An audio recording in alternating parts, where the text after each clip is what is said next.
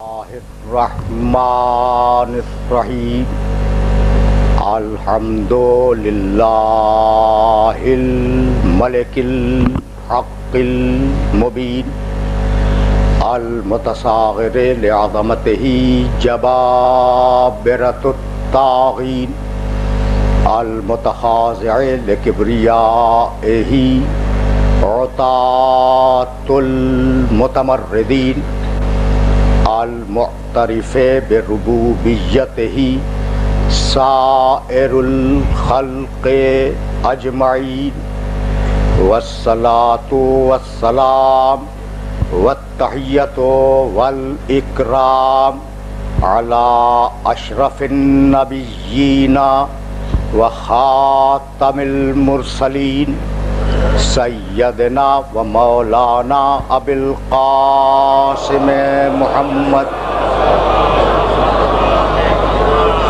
و اہل بیتہ الطیبین الطاہرین المعصومین المظلومین اما بعد فقد قال اللہ سبحانہ و تعالی فی محکم کتابہ المبین بسم اللہ الرحمن الرحیم ونفس وما سواہا فألہمہا فجورہا وتقواہا قد افلح من زکاہا وقد خاب من دساہا صلوات.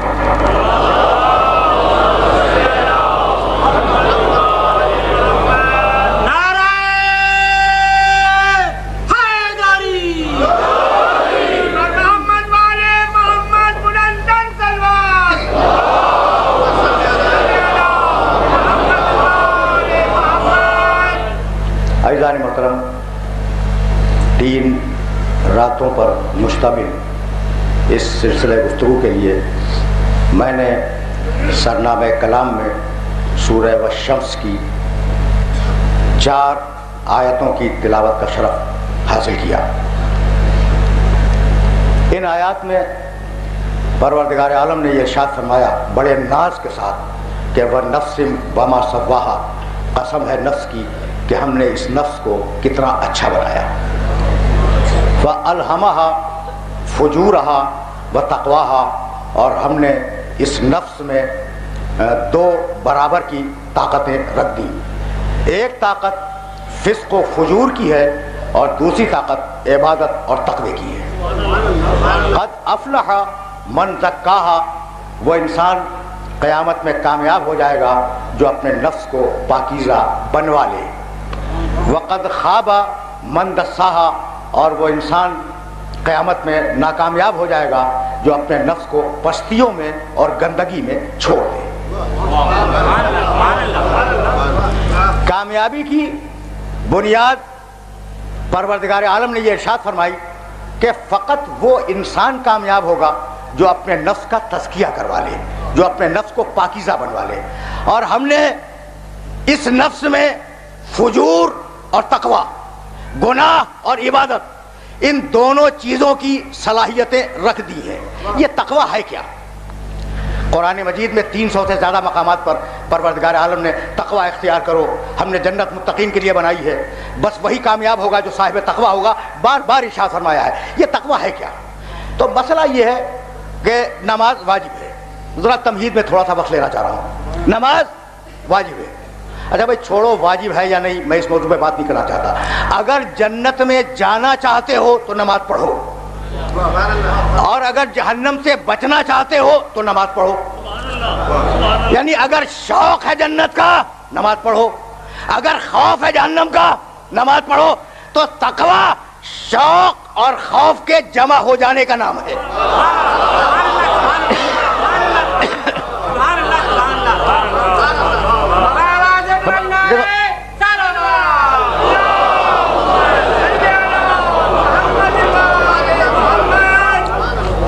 اس سے زیادہ آسان تو میں کر بھی نہیں سکتا تھا. جہاں شوق اور خوف جمع ہو جائیں اس مقام کا نام ہے تقوی.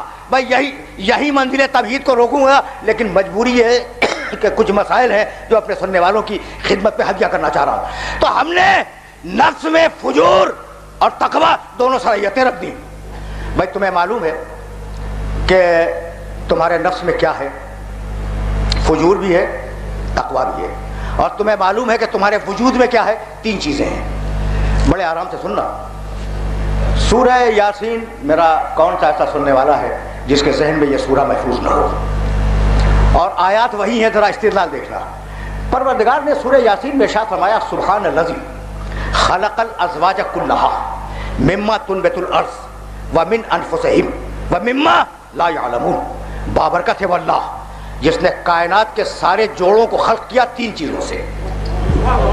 جتنے بھی کائنات میں جوڑے ہیں، جاندار ہیں، ان میں 3 چیزیں ہیں. مما تنبت الارض، ان کا جسم بنا ہے مٹی سے. من انفسہم، ہم نے ان میں نفس ڈالا ہے. ومما لا یعلمون، اور ایک چیز وہ ہے جسے نہ جانتے ہیں نہ جانیں گے. شیخ مضارع.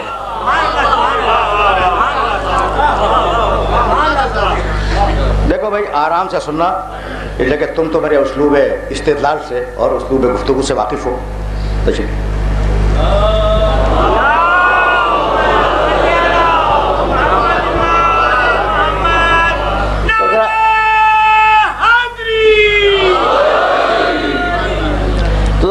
بڑے آرام سے سننا، اس لیے کہ میں نے عرض کیا نا کہ 3 راتوں پہ مشتمل ہے یہ سلسلہ گفتگو. تو اپنے محترم سننے والوں کو کسی مقام تک لے جانا چاہ رہا ہوں میں. تو کیا کیا چیزیں ہیں تم میں؟ جسم ہے مٹی سے، روح ہے جسے نہ جانتے ہو نہ جانو گے آسمانوں سے، اور ان دونوں کو جو جوڑتی ہے چیز، اس چیز کا نام ہے نفس. جب 3 چیزوں سے بنے ہو تو تمہارے تقاضے بھی 3 ہیں. جسم کا تقاضا ہے فطرت، روح کا تقاضا ہے عقل، نفس کا تقاضا ہے خواہش. اگر یہ پڑھے لکھے لوگ میرے سامنے نہ ہوتے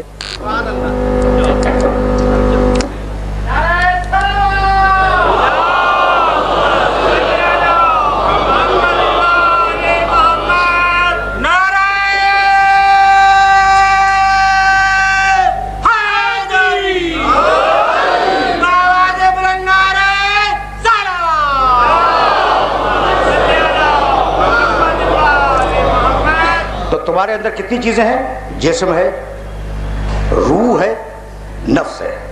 جسم کا تقاضا ہے فطرت، روح کا تقاضا ہے عقل، اور نفس کا تقاضا ہے خواہش. تو تمہارے اندر ان تینوں کی جنگ ہوتی رہتی ہے. کبھی عقل دبا لیتی ہے خواہش کو، کبھی خواہش دبا لیتی ہے عقل کو. اب تم پوچھو گے نا کہ یہ میں نے کیا کہا؟ بھئی عقل تو سپریم ہے، عقل کو کون دبائے گا؟ لیکن دبتی ہے عقل. اور اگر یہ سمجھ میں آ گیا تو میری محنت سوارت ہو جائے گی. جسم کا تقاضا ہے کہ 2 وقت کی روٹی ملے، اور 2 وقت کی روٹی اس وقت ملے گی جب ملازمت مل جائے، اور ملازمت اس وقت ملے گی جب کوئی سفارش کر دے. دیکھ رہے ہو یہ صورتحال؟ یعنی یہ تو تمہارے معاشرے کی بات کر رہا ہوں میں.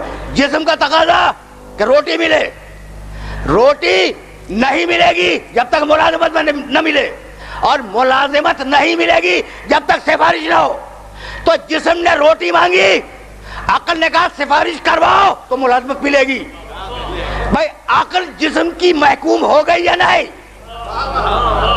آرام سے سننا، ابھی تو میں تمہیں مدیر تبہید میں روک رہا ہوں. اچھا تو اب تم نے سفارش کروائی اور اس سفارش کے باوجود بھی نوکری نہیں ملی نا؟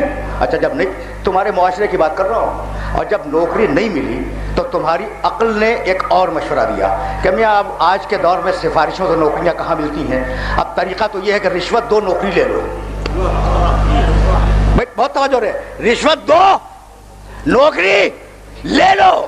جو رشوت دے رہا تھا اسے عقل نے دلیل دی کہ بھائی مجبوری ہے، کیا کریں، اگر رشوت نہ دے تو نوکری نہیں ملے گی.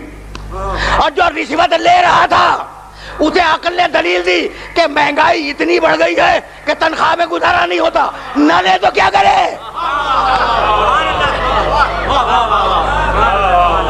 بھائی بہت توجہ رہے، اس لیے کہ بڑے نازک مراحل پہ ہوں اور منزل تمہید میں روک رہا ہوں اپنے سارے سننے والوں کو. تو تم نے دیکھا کہ عقل بھی ہمیشہ صحیح رہنمائی نہیں کرتی، عقل مغلوب ہو جاتی ہے خواہش سے. تمہاری خواہش دبا لیتی ہے عقل کو، بھائی یہی وجہ ہے کہ پورے گلوب پہ ایک فلسفہ آیا کہ اگر تم امن کی زندگی چاہتے ہو، اطمینان کی زندگی چاہتے ہو، اگر سکون چاہتے ہو، تو اپنے جسم کو، اپنے وجود کو خواہشوں سے خالی کر لو۔ دیکھو میں جو باتیں کر رہا ہوں نا، یہ فیشن آف دی ڈے ہیں، آج پوری دنیا میں ان موضوعات پہ گفتگو ہو رہی ہے، اس لیے میرا جی چاہا کہ میں تمہید میں تھوڑا سا وقت تمہارا لے لوں، زیادہ نہیں رکوں گا، لیکن جہاں لے آیا ہوں وہاں سنتے تو جاؤ۔ اچھا تو اب عقل نے کیا سمجھایا کہ بھائی اگر مجبوریاں ہو تو یہ کام کر لو، وہ کام کر لو۔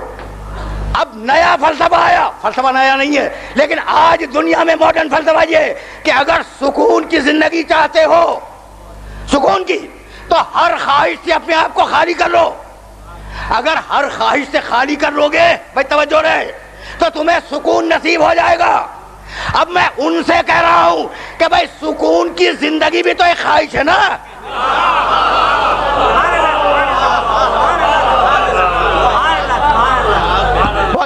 پہنچ رہی ہے بات میرے محترم سننے والوں تک کہ بھائی سکون کی زندگی کا چاہنا یہ بھی تو ایک خواہش ہے نا۔ تو خواہش سے تو خالی نہیں ہوئے، بھائی یہی سبب ہے کہ اسلام نے خواہشوں سے روکا نہیں ہے کہ خواہش ہی نہ کرو، خواہش کرو، مگر جو ہم چاہیں وہ کرو، جس سے ہم منع کریں اسے رک جاؤ۔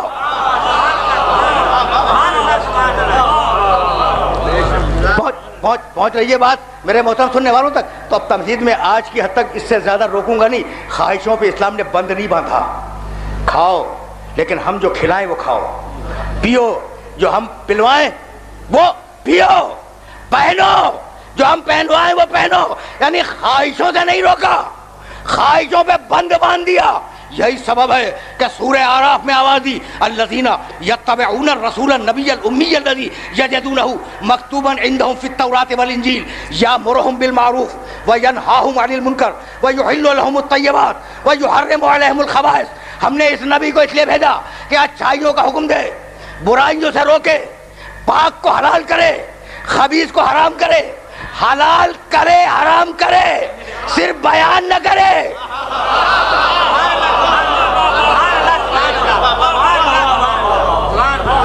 جاؤ ترجمہ آئے مبارکہ کا دیکھنا، ذرا رکے رہنا، ذرا میں ڈیفرنٹ طریقے سے آج گفتگو کر رہا ہوں، اور اس لیے کر رہا ہوں کہ میرے محترم سننے والے میرے اسلوب گفتگو سے مانوس ہیں۔ ذرا سننا، ہم نے اس نبی کو کس لیے بھیجا؟ یامرہم بالمعروف، یہ اچھائیوں کو حکم دے، وینہاہم عن المنکر، برائیوں سے روکے، ویحل لہم الطیبات۔ پوری ذمہ داری سے اس ممبر سے چیلنج کر رہا ہوں، ترجمہ یہی ہے جو میں کرنے جا رہا ہوں، اور وہ نبی پاکیزہ چیزوں کو حلال کرے، حلال الہی کو بتلائے نہیں، خود حلال کرے، وَيُحَرِّمُ عَلَيْهِمُ الْخَبَائِثَ، اور خبیث چیزوں کو وہ حرام کرے، وہ نہیں میرا نبی۔ تو حق کے حلال و حرام دے دیا محمد کو۔ ہے کوئی اس مجمع میں ایسا جو کسی حلال کو حرام کر دے اور کسی حرام کو حلال کر دے؟ پوری کائنات میں ایک ہے جسے اللہ نے حلال و حرام کا حق دے دیا، اور اب بھی تمہیں شرم نہیں آتی یہ کہتے ہوئے کہ وہ ہم جیسا ہم جیسے؟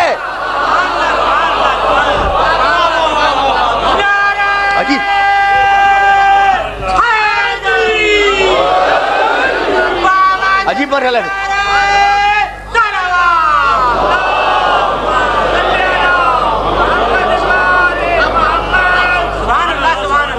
آرام سے سنتے جاؤ، آرام سے سنتے جاؤ، اس لیے کہ سلسلہ فکر معین ہے۔ یامرہم بالمعروف، سورہ اعراف 7واں سورہ ہے، یامرہم بالمعروف وینہاہم عن المنکر ویحل لہم الطیبات ویحرم علیہم الخبائث۔ بھائی رکے رہنا، اس لیے کہ بڑے نازک مرحلے پہ تمہیں لے آیا یہ سورہ اعراف۔ اور اب سورہ حشر 59واں سورہ قرآن مجید کا، بڑی طویل آیت ہے، کل ایک چھوٹا سا جملہ سنتے جاؤ اس آیت مبارکہ کا، وما آتاکم الرسول فخذوہ، جو رسول دے دے اسے لے لو، وما نہاکم عنہ فانتہوا، جسے روکے اسے رک جاؤ، جو دے اسے لو، جس سے روکے اسے رک جاؤ۔ میں پورے عالم اسلام کو انوالو کر کے کہہ رہا ہوں، وما آتاکم الرسول فخذوہ، رسول جو دے دے وہ لے لو، رسول جو دے دے وہ لے لو۔ یہ تو نہیں کہا کہ رسول جو مانگے وہ مت دینا،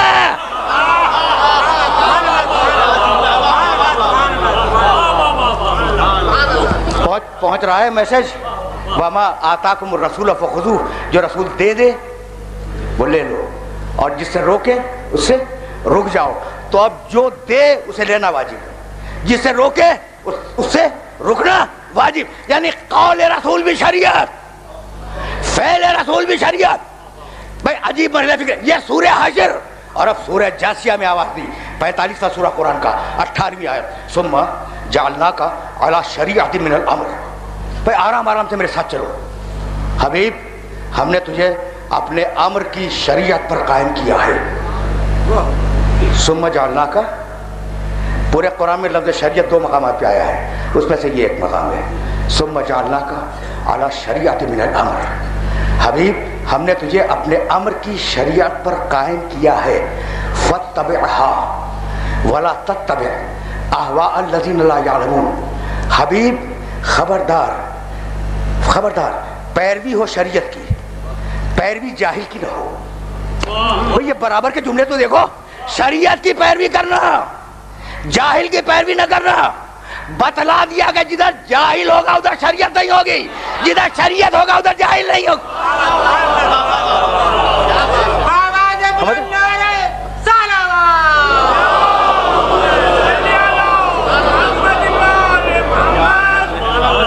بڑے عجیب مراحل ہیں، بڑے عجیب مراحل ہیں، جن مراحل میں اپنے سننے والوں کو داخل کرنا چاہ رہا ہوں۔ پھر سننا، ثم جعلناک علی شریعۃ من الامر، ہم نے حبیب تجھے اپنے امر کی شریعت پر قائم کیا ہے، فاتبعها۔ حبیب تیرا کام یہ ہے کہ تو شریعت کی پیروی کر، ولا تتبع اهواء الذین لا یعلمون۔ اور حبیب خبردار بتلا دے اپنی پوری امت کو کہ پیروی ہو شریعت کی، پیروی جاہل کی نہ ہو۔ اب میں چیلنج کر رہا ہوں کہ قیامت تک کے لیے شریعت دی، لیکن حلال و حرام پورے قرآن میں 514، تو کیا پوری دنیا کے مسائل 514 آیتوں سے حل کرو گے؟ کتنے نازک مراحل ہیں جہاں اپنے سننے والوں کو لے کے آ گیا، تو ذرا سننا بھائی۔ اور اگر یہ میرا مولانا نواب حیدر عاطی صاحب نظر آ رہے ہیں، تشریف لائیں۔ محمد والے محمد بلند سلمان،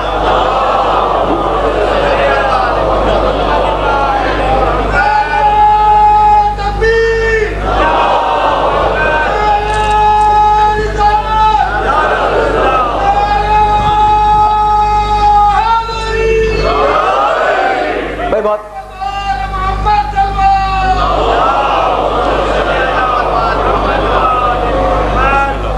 سگریٹ کا حکم تو نہ قرآن میں ہے نہ حدیث میں ہے، پان کا حکم نہ قرآن میں ہے نہ حدیث میں ہے، اور کہہ دیا کہ ہم نے شریعت تک کی شریعت، قیامت تک کی شریعت دے دی، ہمیشہ ہمیشہ کی شریعت دے دی۔ تو اب مسئلہ کیا ہے؟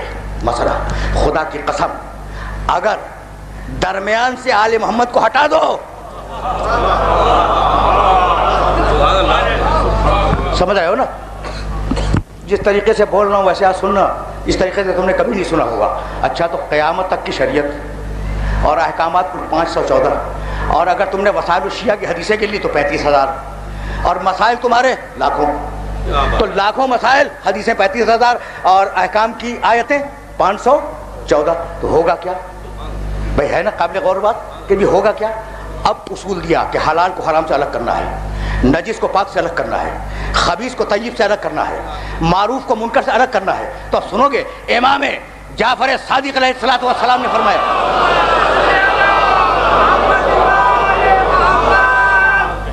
دیکھو عجیب مسائل ہیں، اور یہ وہ مسائل ہیں جو ممبر سے ڈسکس نہیں ہوتے، اور میری خواہش یہ ہے کہ میں ہدیہ کرتا جاؤں اپنے سننے والوں کو۔ اب چلو ذرا فقہ جعفری کی طرف۔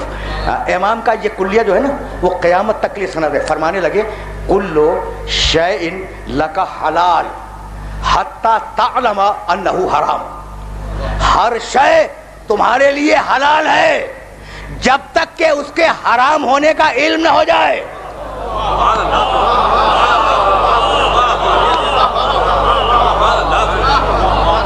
دیکھو پوری دنیا کوئی مانے یا نہ مانے، کوئی مسلمان مانے یا نہ مانے، پوری دنیا کی مسلمان فقہ اسے ایک جملے پہ چل رہی ہیں۔ کوئی اسے تسلیم کرے یا تسلیم نہ کرے، ساری دنیا کے مسلمان فقہوں کی بنیاد یہ ایک جملہ ہے. فقط 3 جملے تمہیں سناؤں گا اور اس کے بعد میں آگے بڑھ جاؤں گا، لیکن میرا جی چاہ رہا ہے کہ اس طریقے سے سنو جس طریقے سے آج تم سے بات کر رہا ہوں میں. کل شیء لک حلال حتی تعلم انہ حرام. ہر شے تمہارے لیے حلال ہے جب تک کہ تمہیں اس کے حرام ہونے کا علم نہ ہو جائے.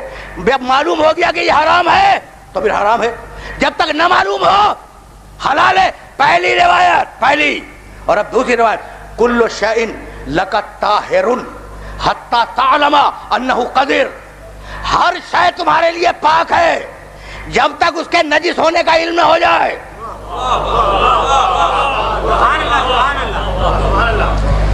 بات پہنچ گئی میرے محترم سننے والوں تک؟ یہ میرے امام نے دیا ہے، یہ فارمولہ میرے امام نے دیا ہے جس پر آج دنیا کی ساری مسلمان فقہیں اسٹیبلش ہوئی ہیں کہ ہر شے حلال ہے جب تک حرام ہونے کا علم نہ ہو جائے، ہر شے پاک ہے جب تک اس کے نجس ہونے کا علم نہ ہو جائے. اور اب ایک جملہ سنو، اس سے زیادہ تمہیں زحمت دینا بھی نہیں چاہ رہا ہوں. آج میں نے ضروری مسائل تھے اس لیے ذرا سا وقت لے لیا. اب تیسرا اصول، 10 سال پہلے تمہیں یقین تھا کہ فلاں شخص مسلمان ہے اور آج 10 برس کے بعد تمہیں شبہ ہو رہا ہے کہ وہ مسلمان ہے یا کافر ہو گیا. ایک سوال ہے. اچھا میں وضو کر کے آیا تھا، اب وضو کیا میں نے، یقین ہے، دیکھو بڑی پریکٹیکل بات کر رہا ہوں میں نے وضو کیا، مجھے یقین ہے. آدھے گھنٹے کے بعد اب مجھے شبہ ہو رہا ہے کہ وضو ہے یا نہیں ہے. شبہ ہو رہا ہے، یقین تھا کہ وضو کیا تھا، شبہ ہو رہا ہے کہ باقی ہے یا ٹوٹ گیا.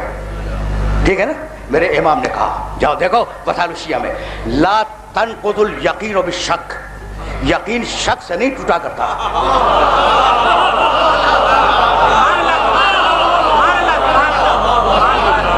کیا کمال کی بات ہے بھائی، یہی تو میرا میسج ہے، یہی تو میرا میسج ہے. لا تنقض الیقین بالشک. یقین شک سے نہیں ٹوٹا کرتا. کیا میں جملہ دوہراؤں؟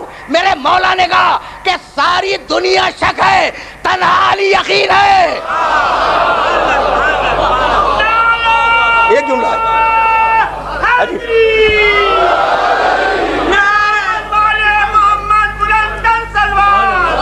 عجیب عجیب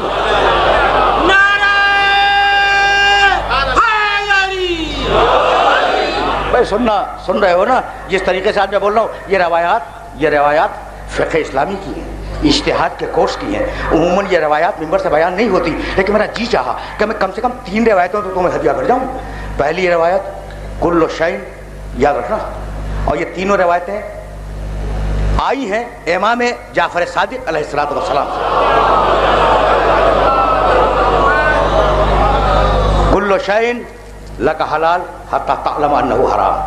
ہر شے تمہارے لیے حلال ہے جب تک اس کے حرام ہونے کا علم نہ ہو جائے. کل شیء لک طاہر حتی تعلم انہ قذر. ہر شے تمہارے لیے پاک ہے جب تک اس کے نجس ہونے کا علم نہ ہو جائے. اور اب تیسری حدیث جو میں نے ابھی آدھی تمہاری خدمت میں بیان کی، لا تنقض الیقین بالشک. یقین شک سے نہیں ٹوٹا کرتا الا بیقین آخر. یقین اگر ٹوٹے گا تو یقین ہی سے ٹوٹے گا. ٹھیک ہے نا؟ پہنچ گئے؟ تو اب وہ بات سنو جو تمہارے کام کی ہے. تو یقین شک سے نہیں ٹوٹے گا. ٹھیک ہے؟ یقین شک سے نہیں ٹوٹے گا. یقین اگر کبھی ٹوٹے گا تو یقین ہی سے ٹوٹے گا. میں نے یقین ہے کہ وضو کیا تھا، شک ہے کہ وضو ٹوٹ گیا تو وضو میرا باقی رہے گا. آ گئے یہاں تک. اب میں ایک جملہ کہنا چاہ رہا ہوں، جہاں جہاں میرے سننے والے سن رہے ہیں ذرا حیران ہو رہے ہوں گے کہ آج میں نے اسلوب گفتگو بدل دیا ہے، لیکن جہاں لے آیا ہوں وہاں سنتے تو جاؤ. 10 سال پہلے ایک شخص مسلمان تھا، آج میں شبہ کر رہا ہوں کہ وہ مسلمان ہے یا نہیں، تو اسے مسلمان ہی ماننا پڑے گا چونکہ 10 سال پہلے وہ مسلمان تھا. اور 10 سال پہلے ایک شخص کافر تھا، آج میں شبہ کر رہا ہوں کہ وہ کافر ہے یا نہیں، اسے کافر ہی ماننا پڑے گا.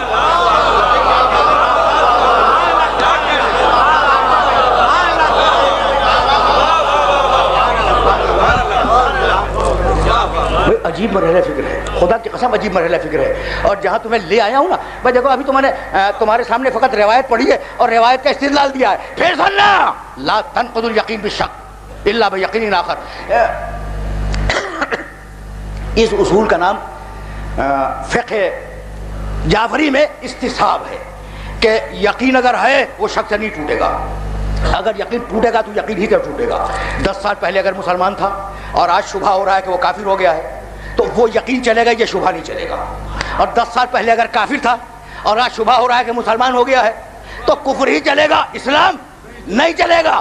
تو جو پرانا مسلمان ہے وہ آج بھی مسلمان ہے, جو پرانا بت پرست ہے وہ آج بھی بت پرست ہے.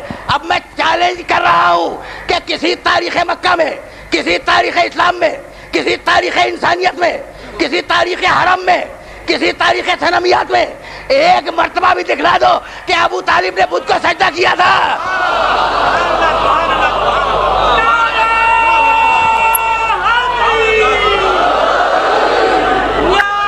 بس عجیب عجیب مر لگے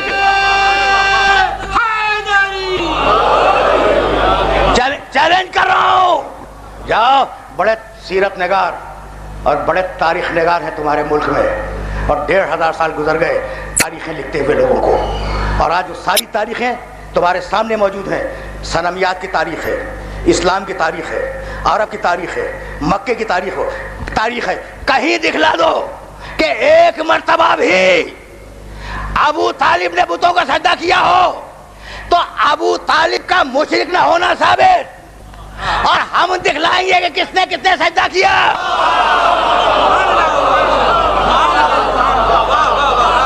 ہم دکھلائیں گے کہ کس نے سجدہ کیا. تو آج سن 2002 میں مسئلہ یہ چھڑے گا کہ اگر ابو طالب کافر ہے تو کافر کب ہوا, اور اگر وہ مسلمان ہے تو مسلمان کب ہوئے.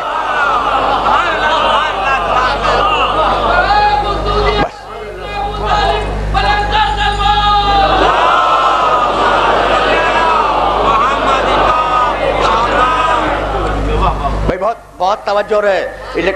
دیکھو اب یہ مسائل ہیں نا جن مسائل کو بہت آہستہ آہستہ تمہاری خدمت میں پیش کرنا ہے, اور ظاہر ہے کہ آج کے بعد یہ سلسلہ فکر اتنا مشکل اور اتنا سطح عمومی سے بلند نہیں ہوگا. تو اب جب جہاں تک آ گئے وہاں رک جاؤ. سورہ اعراف, ہم نے نبی کو بھیجا حلال بتلائے حرام بتلائے, نہیں حلال کرے حرام کرے. ہم نے نبی کو بھیجا جو دے وہ لے لو, جس سے روک دے اسے رک جاؤ, ٹھیک ہے نا. ہم نے نبی کو بھیجا قیامت تک کی ایک مکمل شریعت دے دے, اور اب آواز دی قل ان کنتم تحبون اللہ فاتبعونی یحببکم اللہ. کہہ دے حبیب, کہہ دے پوری دنیا سے کہہ دے کہ اگر تم اللہ سے محبت کا دعویٰ کرتے ہو تو یہ زبانی دعویٰ کافی نہیں ہے, میری پیروی کرو, اللہ تم سے محبت کرے گا. دیکھو قرآن کی پالیسی ہے کہ صرف زبانی دعویٰ کہ ہم اللہ سے محبت کرتے ہیں, ہم اللہ سے محبت کرتے ہیں, یہ زبانی دعویٰ کافی نہیں ہے. زبانی دعویٰ اس وقت قابل قبول ہوگا جب تم محمد کا اتباع کرو. تو محبت اللہ سے, اتباع محمد کا. میں سنتے جاؤ اس لیے کہ مسائل فکر معین ہیں, اور ان مسائل فکر کو ذرا سا آگے لے جانا چاہ رہا ہوں. محبت اللہ سے بہت توجہ رہے, اور اتباع محمد کا. یہ جو نظام عبادت ہے نا اسلام میں, وہ سارا کا سارا ہے علی حبہ. رک کے سننا, پورے قرآن میں علی حبہ فقط 2 مقامات پہ آیا ہے کہ ہم جو بھی کام کرتے ہیں وہ اس کی محبت میں. ہم جو بھی کام کرتے ہیں علی حبہ, یوفون بالنذر ویخافون یوما کان شرہ مستطیرا ویطعمون الطعام علی حبہ. کھانا دو اس کی محبت میں, منت مانو اس کی محبت میں, نماز پڑھو اس کی محبت میں, روزہ رکھو اس کی محبت میں. اور یہ سورہ حلقہ اور سورہ بقر میں آواز دی وآت المال علی حبہ. اگر مال دو اس کی محبت میں, دکھانے کے لیے مال دو. ہم بڑے مخیر ہیں, ہم بہت سخی ہیں, ہم بہت بڑے انداتا ہیں, اس نیت سے نہ دینا. علی حبہ مال دینا ہے اللہ کی محبت میں دو. تو بھائی یہ ساری جو عبادتیں کر رہے ہو, نماز قربتاً اللہ, روزہ اللہ سے قریب ہونے کے لیے, اسی کا نام تو محبت ہے نا. آگے میرے ساتھ اب سننا. محبت اللہ سے,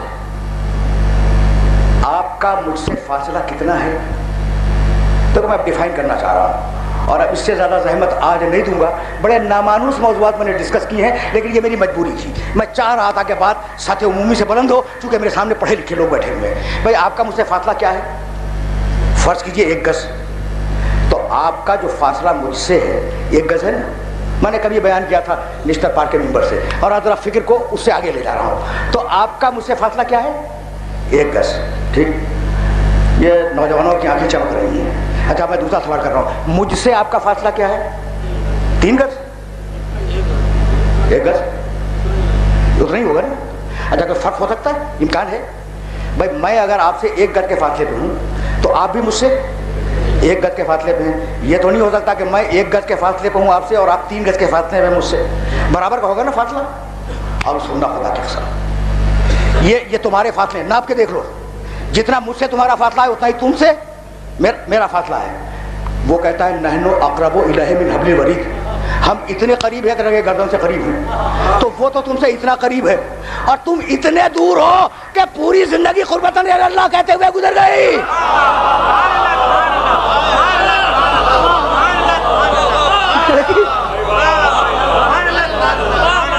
عجیب ہے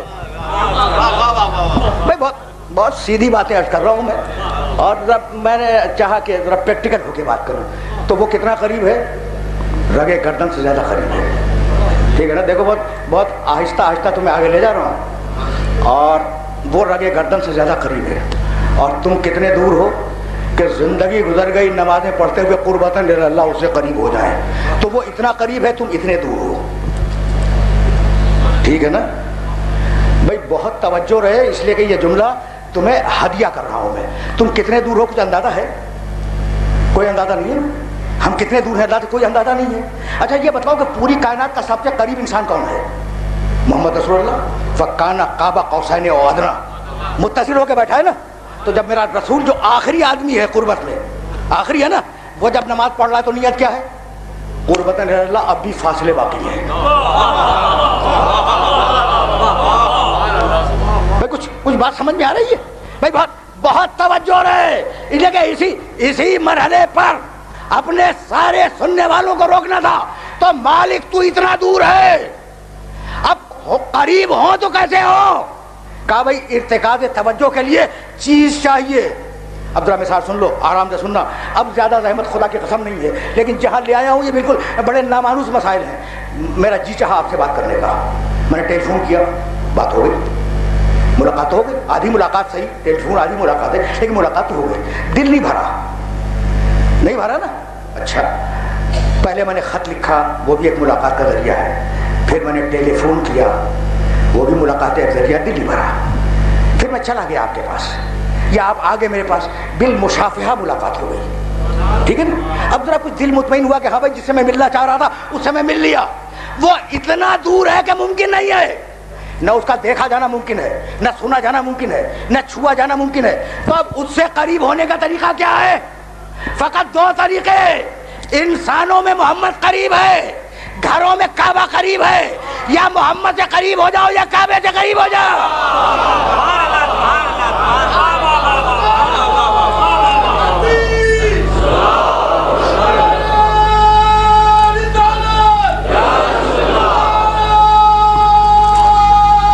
عجیب ہے.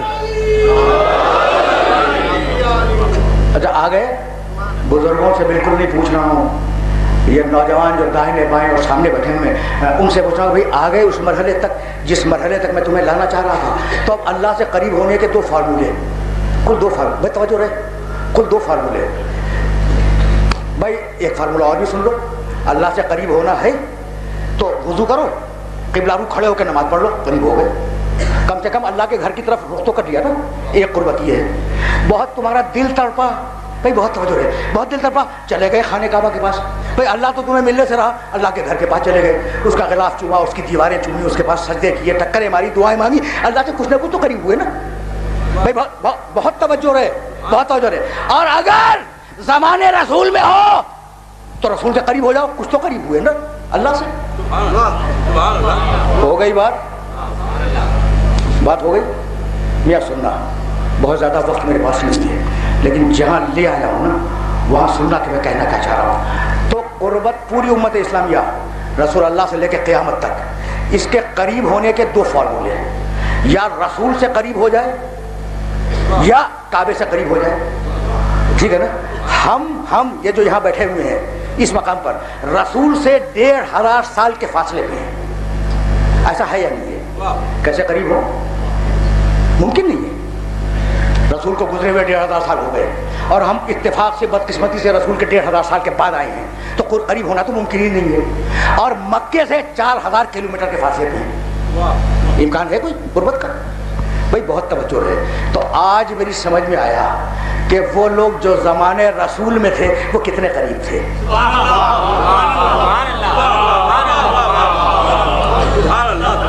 پہنچ رہی ہے بات؟ دیکھو یہی تو لانا تھا خدا کی قسم، اور یہاں اگر میرے ساتھ آ گئے ہو تو اب آرام سے سننا، میں جو بات اچھی ہو اس کی تعریف کرو، جو بات اچھی۔ وہ لوگ جو زمانے رسول میں تھے، رسول کے ساتھ اٹھتے تھے، بیٹھتے تھے، کھڑے ہوتے تھے، جنگوں میں جاتے تھے، خلوت میں جاتے تھے، جلوت میں جاتے تھے، کتنے قریب تھے رسول سے؟ ٹھیک قریب تھے نا؟ بھائی کوئی تو کہتے کہ ہاں تھے، خدا کی قسم قریب تھے، خدا کی قسم قریب تھے، اٹھتے تھے، بیٹھتے تھے، پہلو سے پہلو ملا کے بیٹھتے تھے، شانے سے شانہ ملا کے بیٹھتے تھے، رسول کے چہرے مبارک کی زیارت کرتے تھے، رسول کے الفاظ سنتے تھے، قریب تھے نا؟ تو ان کی ایک خصوصیت کہ جسمانی طور پر رسول سے قریب، اور ان کی دوسری خصوصیت کہ جب رسول آخری حج کے لیے گیا تو خانہ کعبہ سے قریب۔ بھائی سننا خدا کی قسم، ذرا اس طریقے سے سنو میں کیا رہا ہوں۔ اچھا تو وہ جو لوگ تھے ان میں دوہری قربت تھی، رسول سے بھی قریب ہیں، خانہ کعبہ سے بھی، آخری حج پہ گئے، خانہ کعبہ سے بھی قریب ہیں۔ اب قیامت تک اس سے زیادہ قریب لوگ نہیں آئیں گے۔ پریشان ہو رہے ہو؟ خدا کی قسم میرے معروضات مان لیا کرو، اس لیے کہ میں ممبر سے نیچے بھی غیر ذمہ دارانہ بات کرنے کا عادی نہیں ہوں، ممبر تو بھی ممبر ہے۔ خدا کی قسم ان سے زیادہ قریب نہ تھے، نہ ہیں، نہ ہوں گے۔ رسول سے بھی قریب ہے، کعبے سے بھی قریب ہے۔ اب میں کیا کروں کہ میرا رسول ان قریب لوگوں سے کہہ رہا ہے کہ اس وقت تک جنت نہیں ملے گی جب تک اسے مولا نہ مان لو۔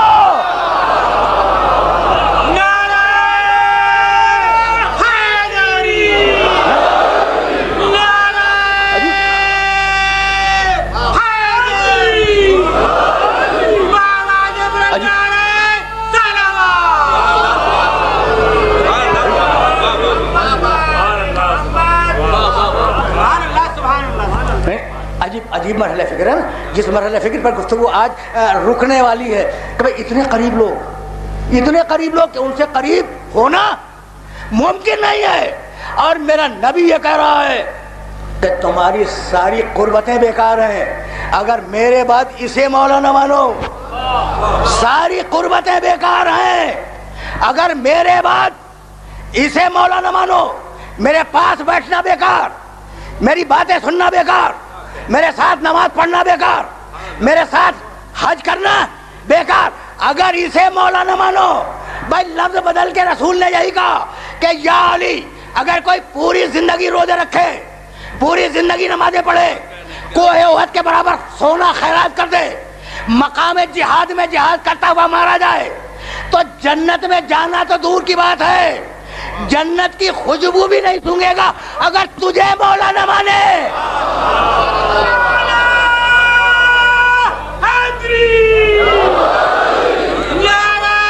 بس میں نے زحمت کی۔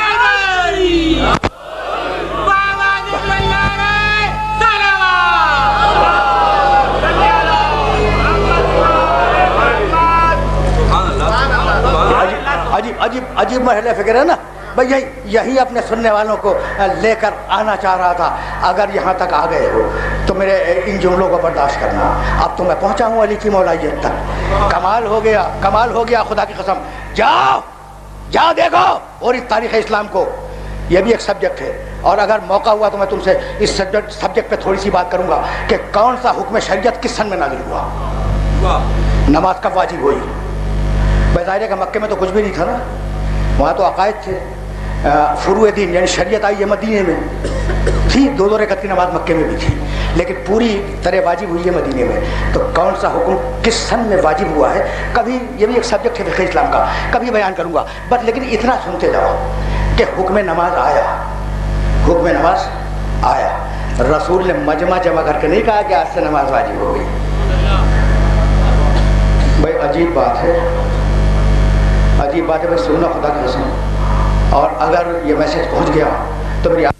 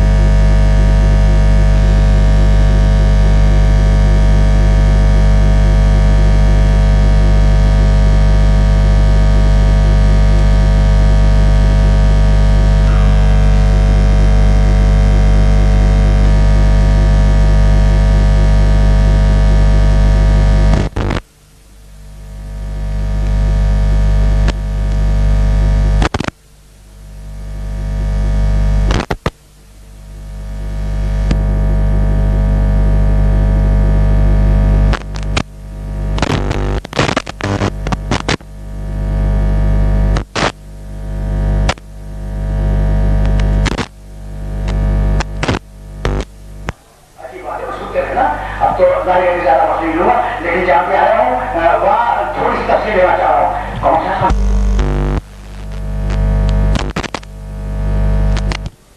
वो आगे आए, जो मौजूद है वो बैठ जाए। कमाल हो गया, खुद में नमाज पे क़यामत तक, खुद में रोजा पे क़यामत तक, खुद में हज पे क़यामत तक नहीं कहा कि जो आगे बढ़ रहे हैं बनाओ, खुद में नमाज पे आ रहा हूँ।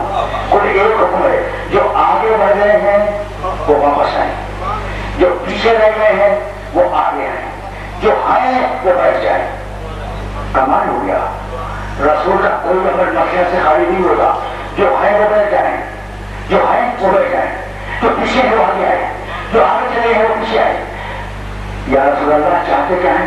कहा ऐसा हुक्म दूंगा जो किसी एक जमाने से मुताबिक नहीं होगा, माजी हाल मुस्तकबिल की वजह वही होगा।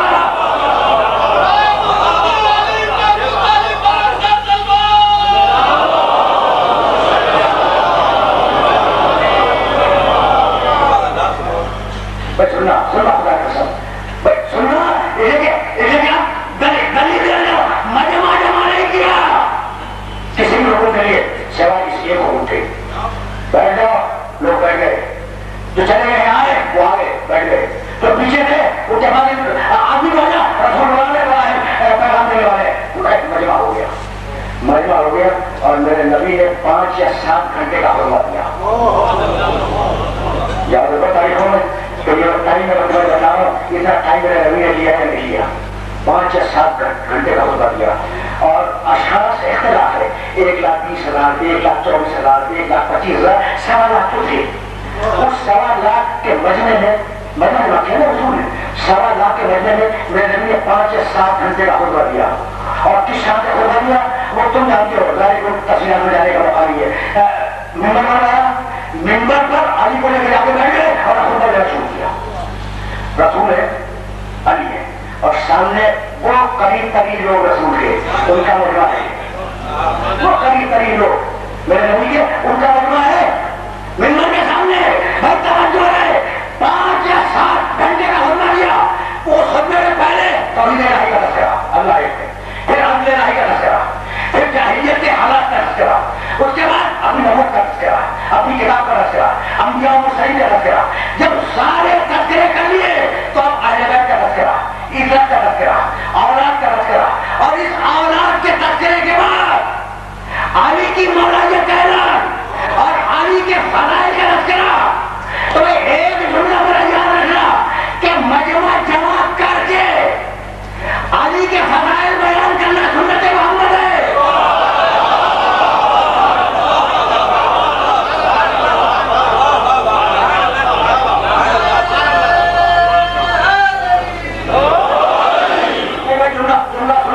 ताकि फिर मैं आगे बढ़ जाऊं, आगे बढ़ जाऊं। आज बात तो लोगों का इसी मरने पर, लेकिन जुमला मुकम्मल हो जाए। तुम जानते हो कि मैं इत्तेहाद में मुस्लिम का आए हूँ और मैं ऐसे मजाना बात करने का भी नहीं हूँ। जाओ, कोई अगर चैलेंज कर सकता हो चैलेंज करके, मजमा जमा करके अली के फज़ाइल बयान करना سنت رسول ہے، اور مجمع میں بیٹھ کر علی کے فضائل سننا سنت صحابہ ہے۔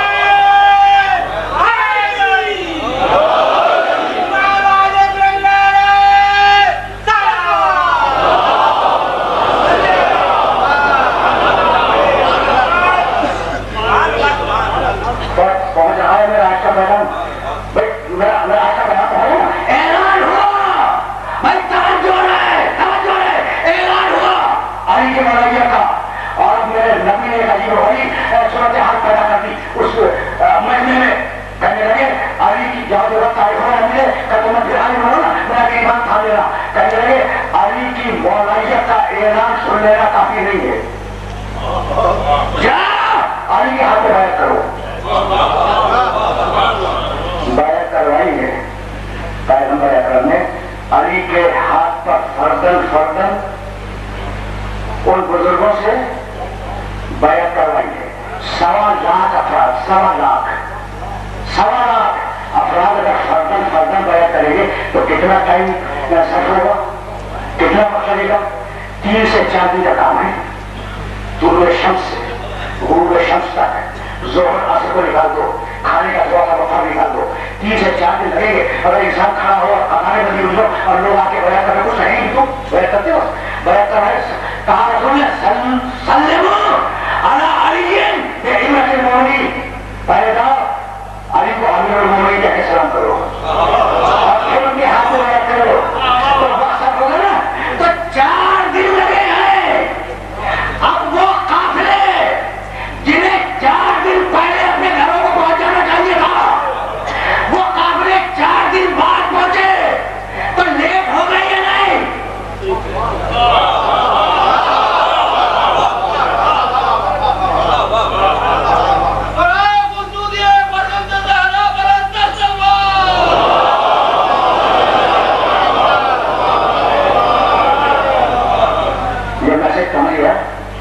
دیکھو 4 سے 5 دن لگیں گے نا، تو پیغمبر نے صرف علی کی مولائیت کا اعلان نہیں کیا، کہا کہ سلام کرو السلام علیکم یا امیر المؤمنین، اور پھر اس کے ہاتھ میں بیعت کرو۔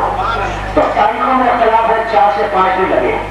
تو جو شیڈول تھا، جو پروگرام تھا، اس پروگرام کے تحت انہیں 4 دن پہلے پہنچنا چاہیے تھا۔ ان سارے قافلوں کو اپنے اپنے گھروں کو پہنچے ہیں 4 یا 5 دن بعد لیٹ۔ یا رسول اللہ آپ نے کیا کیا؟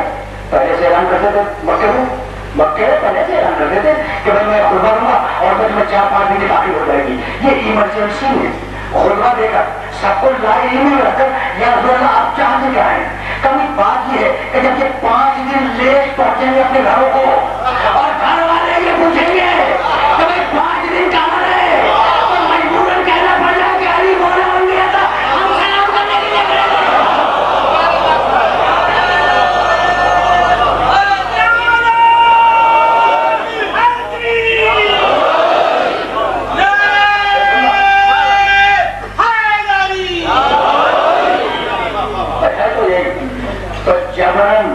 میرے نبی نے ہر گھر میں، ان بزرگوں کے ہر گھر میں علی کی مولائیت کا ریکارڈ بنوایا ہے کہ بھائی ہم کیا کریں، رسول نے روک دیا تھا، علی کی مولائیت کا اعلان کیا تھا اور ہم سے یہ کہہ دیا تھا کہ امیر المؤمنین کہہ کے اسے سلام کرو اور اس کے ہاتھ پہ بیعت کرو، تو ہم تو مجبور تھے۔ تو ہر گھر میں ریکارڈ بن گیا۔ اب کوئی یہ نہیں کہہ سکتا کہ علی کی مولائیت ہمارے گھر تک نہیں آئی تھی۔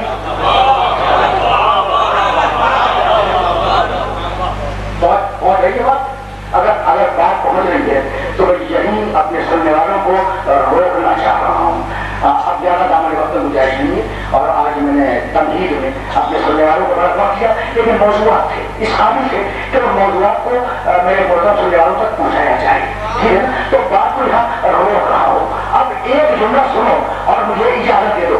من کنت مولا ہو، من کنت مولا ہو فہذا علی المولا، میں جس کا مولا ہوں فہذا، یہ انہیں کا اشارہ ہے، یہ علی مولا ہے. میں دیکھیے بہت پڑھا لکھا مجمع ہے، اسے رجوع کر رہا، اور اگر یہ پہنچ گیا نا تو سمجھو کہ بہت بڑا مرحلہ طے ہو گیا، سر ہو گیا. فرض کرو کہ یہ ممبر ہے، رسول اللہ تشریف فرما ہے اور علی بیٹھے ہوئے بازو میں، تو سیدھا سوال ہوتا ہے کہ میں جس کا مولا ہوں علی اس کا مولا ہے، میں اس کا مولا ہوں علی اس کا مولا ہے. یہ نہیں کہا میں اس کا مولا ہوں فہذا یہ علی. تو کتنے علی ہیں جو کہہ رہے ہیں یہ علی؟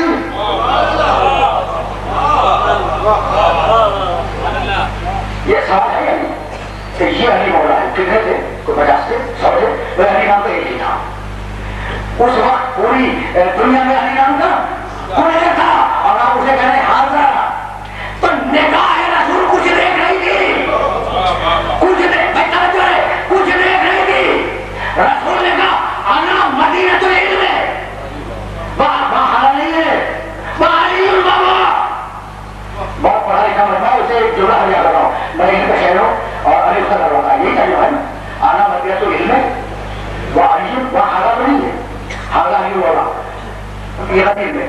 انا مدینۃ العلم وہ حالا علی بابا سے علی البابا، میں یہیں کا شہر ہوں، علی اس کا دروازہ. کہنے لگے یہاں علی نام تھوڑی ہے، علی نام نہیں ہے، اس کے کا بلند ہے، بلند ہے. میں یہیں کا شہر، انا مدینۃ العلم میں یہیں کا شہر ہوں، وہ علی البابا دروازہ بہت بلند ہے. تو نگاہ محمد دیکھ رہی تھی کہ اگر میں صرف علی کہوں گا کہیں گے اس سے مراد بلند ہے. کہنے لگے حاضر علی المولا، اب اس کے معنی بلند نہ سمجھ لینا.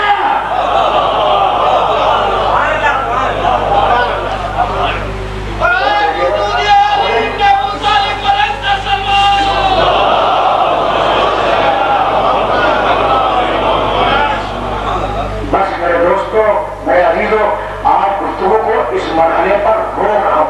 حاضر علی، حاضر یہ علی مولا ہے. اب اگر مولا کے معنی تمہیں معلوم ہو جائے تو یہ آسانی ہوگی کہ بہت تیزی کے ساتھ میں مسائل کی طرف چلا جاؤں. بس ایک جملہ سننا، جہاں سارے کمال پوری دنیا کے سارے کمالات مرتکب ہو جائے اسے کہتے ہیں عربی کا مولا.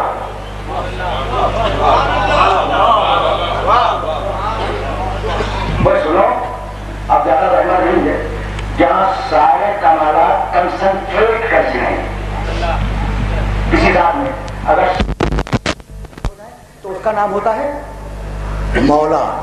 سخاوت دیکھنی ہے مولا میں دیکھو، شجاعت دیکھنی ہے مولا میں دیکھو، عبادت دیکھنی ہے مولا میں دیکھو، تقوی دیکھنا ہے مولا کو دیکھ لو، طہارت دیکھنی ہے مولا کو دیکھ لو. اب میں کیسے اپنے سننے والوں کو یہ بتلاؤں؟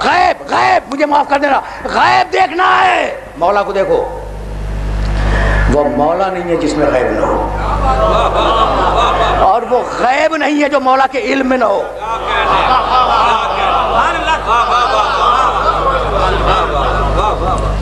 پھر صحیح، اب تو دامن وقت میں گنجائش بھی نہیں رہی، لیکن جملہ سنو اور اس جملے پہ گفتگو کو میں تمام کر دوں. جملہ سنو. جب جنگ نہروان ہوئی تو خوارج جانتے ہو، علی نے اپنی خلافت ظاہری میں جو جنگیں لڑی ہیں، جنگ جبل تمہیں معلوم ہے کیسے لڑی گئی، کیا ہوا؟ جنگ صفین تمہیں معلوم ہے، جنگ نہروان یہ خارجی لوگ تھے. جب ان کا لشکر آیا ہے نا دریائے فرات کو عبور کر کے، تو علی نے جنگ سے ایک دن پہلے کہا کہ ان کا لشکر 10,000 کا ہے، پورے 10,000 کا، نہ ایک کم نہ ایک زیادہ. بس میری تقریر تمام ہو گئی. کہنے لگے کہ ان کا جو لشکر آیا ہے اس کی تعداد ہے 10,000، نہ ایک کم نہ ایک زیادہ. اب یہ تو ممکن نہیں ہے کہ علی کوئی جملہ کہہ دیں اور لوگ ویریفائی کرنے کے لیے نہ جائیں.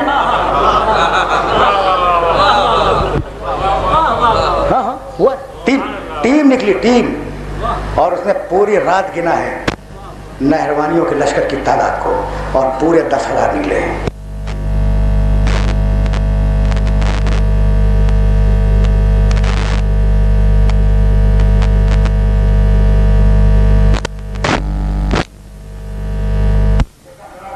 لشکر آیا ہے،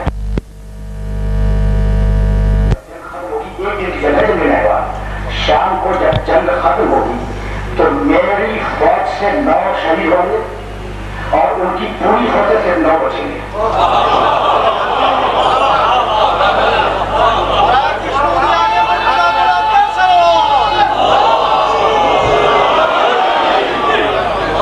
کیا دیکھو یہ جو جملے تمہیں ہدیہ کر رہا ہوں، ان جملوں کو میرے مسلک کے علماء نے بھی لکھا، یہ تو تاریخ کا مسئلہ ہے۔ علامہ ابن ابی الحدید مرتضی رحمۃ اللہ علیہ نے شرح نہج البلاغہ میں اس واقعے کو ڈیٹیل کے ساتھ لکھا ہے کہ علی نے کہا کہ دیکھو جب جنگ ختم ہوگی تو میری فوج کے 9 شہید ہوں گے اور ان کی فوج سے صرف 9 بچیں گے۔ جب جنگ تمام ہوئی اور علی کو شہید کیا گیا تو 9 تھے، اور ان کی فوج کے بچے ہوئے افراد کو جب گنا گیا تو وہ 9 تھے۔ علامہ ابن ابی الحدید مرتضی رحمۃ اللہ علیہ اس واقعے کو لکھنے کے بعد یہ لکھتے ہیں کہ مجھے آج تک سمجھ میں آیا کہ علی کو اس غیب کا علم کیسے ہو گیا۔ یہ جملہ بہت گیا بھائی، ہم مانتے ہیں علی کو عالم الغیب، رسول کو عالم الغیب، دوسرے تو نہیں مانتے نا، بہت سے نہیں مانتے، کہتے ہیں رسول کے پاس کوئی غیب نہیں تھا، کہتے ہیں نا۔ تو میں لکھتا کہ سمجھ میں نہیں آتا کہ علی کو اس غیب کا علم کیسے ہو گیا 15 گھنٹے پہلے کہ ہمارے 9 شہید ہوں گے، ان سے 9 بجے علی کو اس غیب کا کیسے علم ہو گیا؟ انہوں نے کہا کہ لیکن ایک دلیل ہے میرے پاس کہ علی کا علم متصل تھا علم رسول سے، اور علم رسول متصل تھا وحی الہی سے، تو جو رسول کو عالم الغیب نہ مانے اسے علی کے جوڑے عالم الغیب نہ مانے۔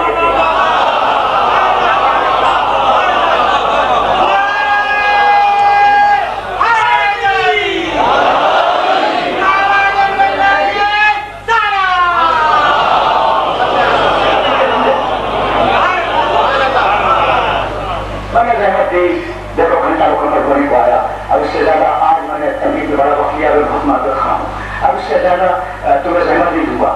جنگ نہروان تمام ہوئی، پلٹے جب علی نہروان سے پلٹ رہے تھے، بڑی شدید سردی کا موسم تھا، شدید سردی کا موسم تھا، جب پلٹ رہے تھے تو کہنے لگے میرے حسن ہم کوفے جائیں گے، کوفے میں کچھ دیر قیام کریں گے، اور قیام کرنے کے بعد صفین کی جو لڑائی رکی ہوئی ہے ان کا فیصلہ آگے کریں گے۔ ہم اس کا فیصلہ صفین کے میدان میں جا کر کریں گے۔ آئے کوفے آئے ہوئے 2 دن نہیں ہوئے تھے کہ یمن سے ڈیلیگیشن آیا، ایک وقت آیا علی کے پاس، خلیفہ تو مسلم نہیں ہے، ایک وقت آیا 16-17 افراد تھے اس وقت میں، کسی سب نے سلام کیا، السلام علیکم امیر مومنین، کسی کے چہرے پر علی کی نگاہ رک گئی، جیسی نگاہ رکی آپ نے عربی زبان کی مشہور مثل دہرائی، ارید حیاتہ ویرید قتلی، میں اس کی زندگی چاہتا ہوں اور یہ میرا قتل چاہتا ہے۔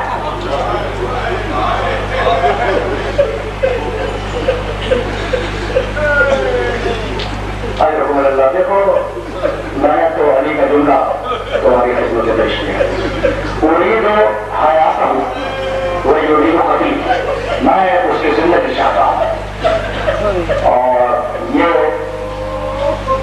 میری موت چاہتا ہے۔ یہ کہہ کے اسے قریب بلایا، اسے جس طرح کی بلا رک گئی تھی، وہ قریب آیا، سلام کیا، بیٹھ گیا، کہا تیرا نام کیا ہے؟ ایک جملہ تاریخ میں، تیرا نام کیا ہے؟ کہا عبد الرحمان۔ کہا کس کا بیٹا ہے؟ کہا بچے کا، عبد الرحمان دے بچے۔ کہا تیرا تعلق قبیلہ مراد سے ہے؟ کہا کہاں یاری میں قبیلہ بنی مراد رہا ہوں۔ کہا عبد الرحمان آرام سے بیٹھ گیا، سنو علم غیب سے آیا وہی کس واقعے پر کہنے لگے کہ عبد الرحمان یہ رمضان سے پہلے کا واقعہ ہے، نہروان سے پڑھتے ہیں، ابھی رمضان نہیں آیا۔ عبد الرحمان تجھے کچھ یاد ہے؟ اچھا تو یمن کا رہنے والا ہے، تعلق ہے قبیلہ بنی مراد سے، مدینے کا نہیں ہے، کوفے کا نہیں ہے کہ تم کہتے کیا نہیں ہے، اس کو بہت قریب سے دیکھا ہوا تھا. کہا عبدالرحمان مجھے کچھ یاد ہے کہ تم جب بہت چھوٹا تھا، بہت چھوٹا، تو تیری ایک دایا تھی جو تجھے کھلاتی تھی. جب تو شرارت کرتا تھا تو وہ تجھے تماچے مارتی تھی اور یہ کہہ کے تماچے مارتی تھی کہ تو ناقہ صالح کی ٹانگوں کا کاٹنے والا ہے، تو ناقہ صالح کو اپنے کرنے والا ہے. تجھے کچھ یاد ہے تیری دایا یہ تجھے کہا کرتی تھی؟ کہا کہ ہاں یہ امیر المومنین مجھے یاد ہے کہ میری دایا نے مجھے تماچے مارے تھے اور کہا تو ناقہ صالح کو اپنے کرنے والا ہے. لیکن مولا کہ آپ کو اتنا کیسے ہو گئے؟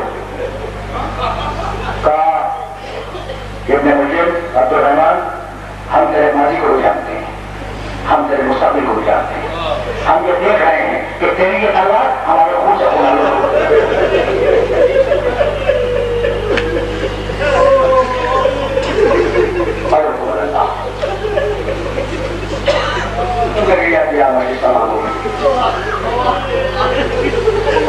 تیری تلوار میرے خون سے خون آلود ہو. عبدالرحمان ابن مجرم نے تلوار کھینچی، علی کے سامنے ڈال دی، کہا کہ مولا اگر آپ یہ سمجھتے ہیں کہ میں آپ کا قاتل ہوں تو آپ مجھے قتل کر دیں. کیا عبدالرحمان کا جواب دیا؟ خدا کی قسم یہ جواب علی ہی دے سکتے ہیں.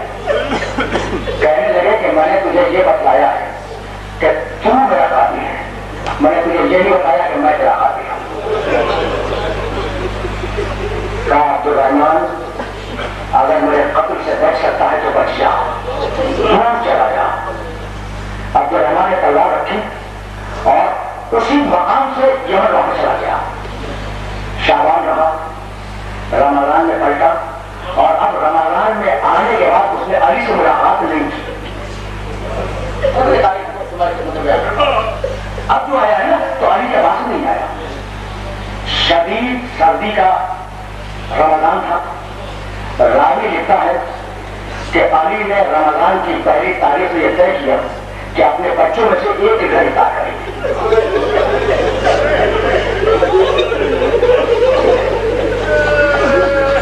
بڑا ہوا گھر علی کا حسن ہے، حسین ہے،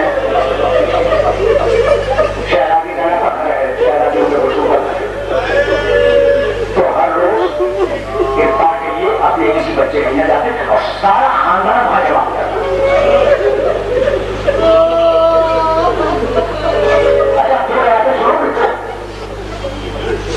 ایک روایت علی کے گھر کے اندر اور دوسری روایت علی کے گھر کے باہر. اندر کی روایت یہ ہے گھر کے لوگ کہتے ہیں، بیٹے بیٹیاں، ان کی روایتیں تاریخ میں کہ جیسے جیسے رمضان کی تاریخیں گزر رہی تھیں، دوسری، تیسری، چوتھی، پانچویں، چھٹی، ساتویں، ویسے ویسے علی کی نگاہیں بچوں کے چہروں پر ہوتی آ رہی.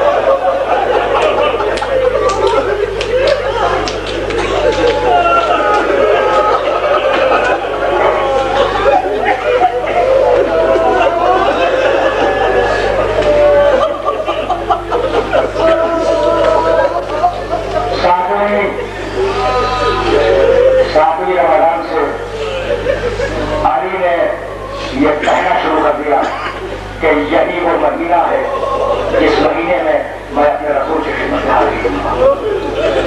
یہ گھر کے اندر کی روایت ہے. اور اصغر ابن رباطہ اور دوسرے علی کے ساتھی وہ باہر کی روایت بیان کرتے ہیں کہ 13ویں رمضان سے علی نے زور کی نماز کے بعد اپنے ساتھیوں کو بٹھا کر یہ کہنا شروع کیا کہ یہ وہی مہینہ ہے جس مہینے میں میری داڑھی میرے خون سے خیرات ہوئی.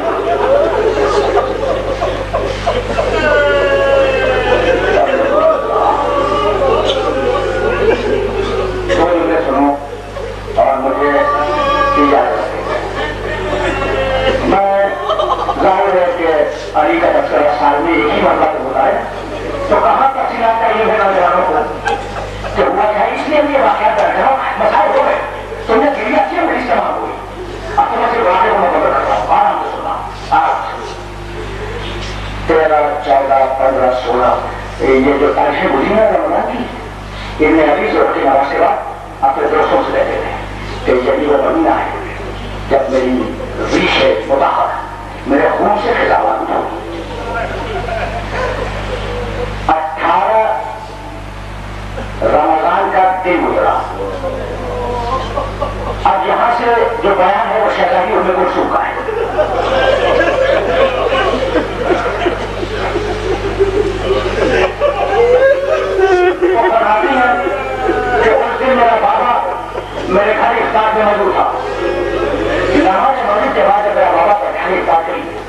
تو میں سوچی ہوئی جاؤں ہوتی ایک کاسے میں تھوڑا سا دودھ اور تھوڑا سا نمک رکھا.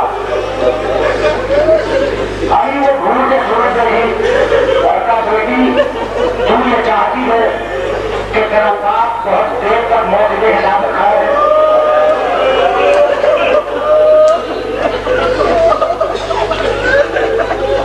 بیٹی تو نے کبھی دیکھا ابھی کے جملے دیکھو ابھی کے جملے دیکھو بیٹی تو نے کبھی زندگی میں یہ دیکھا کہ تیرے باپ نے ایک وقت میں 2 سالوں میں سیوا کی. اللہ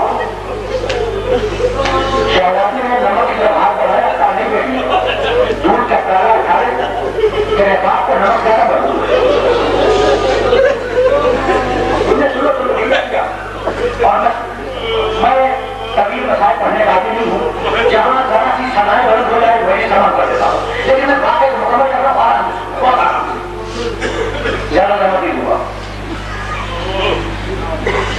بیٹی دودھ کا پیالہ اٹھا لے نمک تیرے باپ کو مربوط ہے. شہزادی کہتی ہیں بابا نے چند ڈاکومنٹ افطار میں تناول فرمائے. اس کے بعد ستاروں کو غور سے دیکھا. ہو جائے عبادت میں گئے. شب قدر تھی نا قدر کی رات اعمال شب قدر میں مشہور ہو گئے اور ہر تھوڑی دیر بعد وہاں بھی لگتے آسمان کو دیکھتے کہتے اللہ رہا بھی یہی آتے.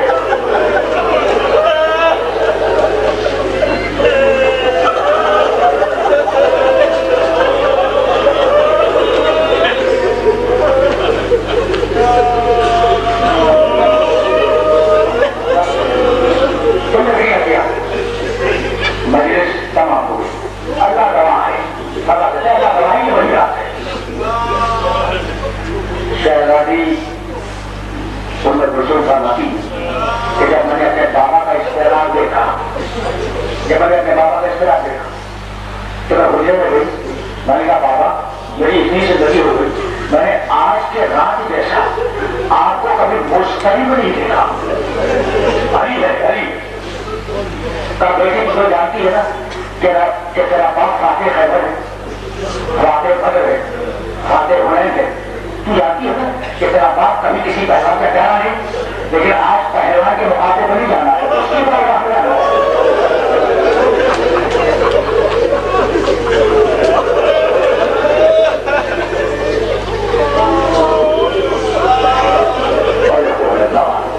اس سے زیادہ بیان نہیں کروں گا. تم نے کیا کیا رات کو ڈھلتی رہی سحری کے قریب سحری کے قریب. ابھی حجرے عبادت میں شہزادی اپنے حجرے میں ان کو سننا ہوئی تو روز تو نہیں بڑی سفا ہو گئی. یہ واقعہ تھوڑا مجھے یاد دے دو. علی کے کانوں میں تلواروں کی جھنکاروں کی آواز آئی. چلو سمجھاتی آگے میں کوفے کی اس گلی میں تلواروں کی جھنکار کی آواز کوئی مقصد نہیں تھا. علی نے کہا بیٹی یہ جھنکاروں کی آواز کیسی؟ کہا بابا کچھ لوگ گلی میں تلواریں ہلا رہے ہیں. علی نکلے ہوئے جیسے دروازہ کھولا دیکھا کہ علی کے قریبی دوست حذیفہ یمانی 40 جوانوں کے ساتھ رنگی دروازے لیے کھڑے.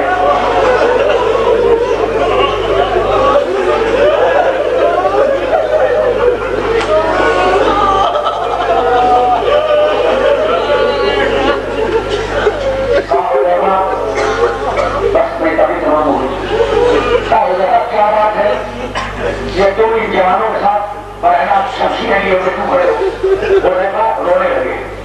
کہا مولا پورا ایک ہفتہ ہو گیا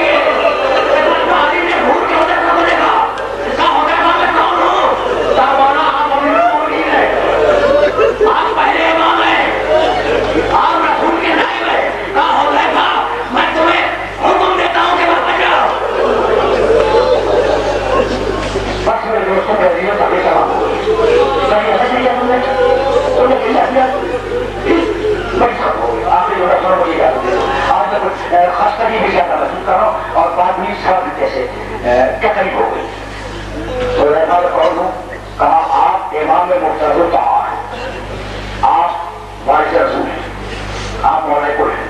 کہا حذیفہ میں تمہیں حکم دیتا ہوں کہ تم واپس جاؤ، اپنے جوانوں کو لے کے واپس جاؤ.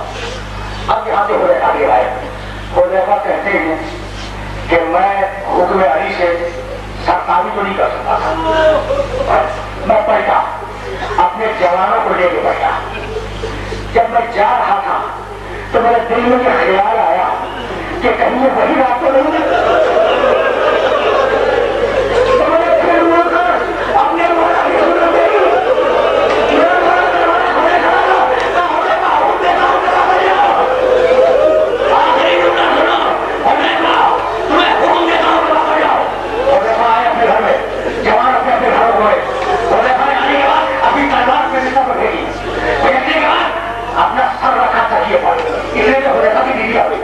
کہا حذیفہ تم نے تو طے کیا تھا کہ پورے رمضان علی کی عبادت کرو گے، کہ تم علی کو چھوڑ کے کیسے آؤ گے؟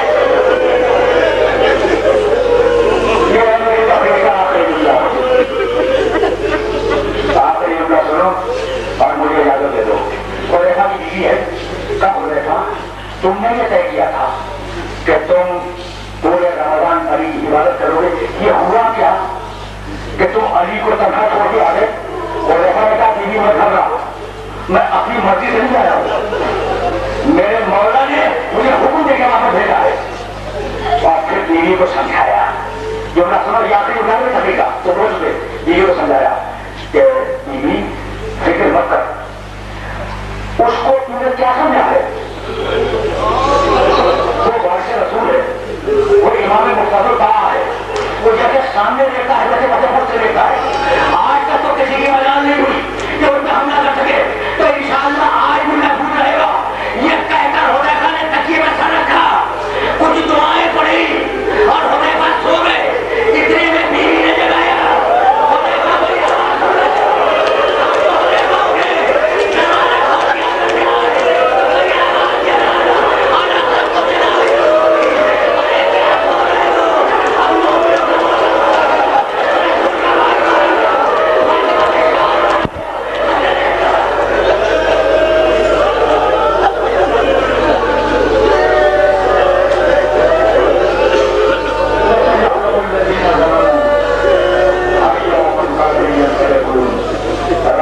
سب کو جناب